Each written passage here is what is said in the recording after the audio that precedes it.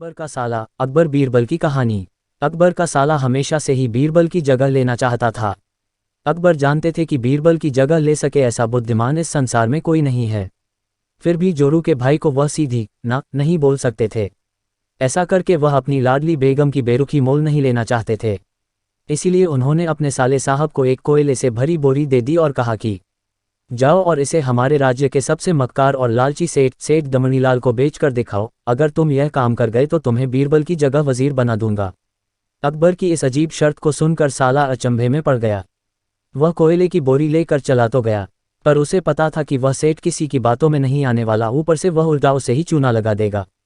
हुआ भी यही, सेठ दमनीलाल ने कोयले की बोरी के बदले एक ढेला भी देने से इनकार कर दिया। साला अपना सा मुंह लेकर महल वापस लौट आया और अपनी हार स्वीकार कर ली। अब अकबर ने वही काम बीरबल को करने को कहा। बीरबल कुछ सोचे और फिर बोले कि सेठ दमनीलाल जैसे मक्कार और लालची सेठ को यह कोयले की बोरी क्या मैं सिर्फ कोयले का एक टुकड़ा ही 10,000 रुपये में बेच आऊंगा। यह बोलकर वह तुरंत वहां से रवाना हो गए। सबसे पहले उसने एक दर्जी के पास जाकर एक मखमली कुर्ता सिलवाया, हीरे मोती वाली मालाएं गले में डाली, महंगी जूती पहनी और कोयले को बारीक सुरमे जैसा पिसवा लिया। फिर उसने पिसे कोयले को एक सुरमे की छोटी चमकदार डिब्बी में भर लिया। इसके बाद बीरबल ने अपना भेष बदल लिया और एक मेहमान घर में रुककर इश्तिहार दे दिया कि बगदाद से बड़े शेख आए हैं जो करिश्माई सुरमा बेचते हैं, जिसे आंखों में लगाने से मरे हुए पूर्वज दिख जाते हैं और यदि उन्होंने कहीं कोई धन गाड़ा है तो उसका पता बताते हैं। यह बात शहर में आग की तरह फैली। सेठ दमनीलाल को भी ये बात पता चली। उसने सोचा जरूर उसके पूर्वजों ने कहीं न कहीं धन गाड़ा होगा।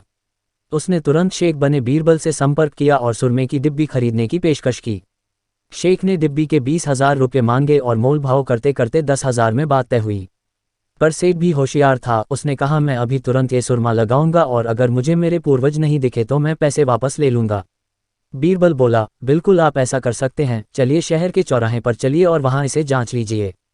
सुरमे का चमत्कार देखने के लिए भीड़ इकट्ठा हो गई।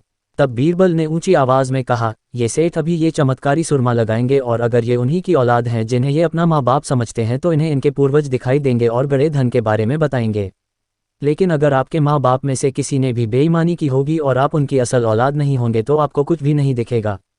और ऐसा कहते ही बीरबल ने सेठ की आंखों में सुरमा लगा दिया। फिर क्या था, सिर खुजाते हुए सेठ ने आंखें खोली। अब दिखना तो कुछ था नहीं, पर सेठ करे भी तो क्या करे। अपनी इज्जत बचाने के लिए सेठ ने 10,000 बीरबल के हाथ थमा दिए और मुंह फुलाते हुए आगे बढ़ गए। बीरबल फौरन अकबर के पास पहुंचे और रुपये थमाते हुए सारी कहानी सुना दी। अकबर का साला बिना कुछ कहे अपने घर लौट गया और अकबर बीरबल एक दूसरे को देखकर मंद मंद मुस्काने लगे। इस किस्से के बाद फिर कभी अकबर के साले ने बीरबल का स्थान नहीं मांगा।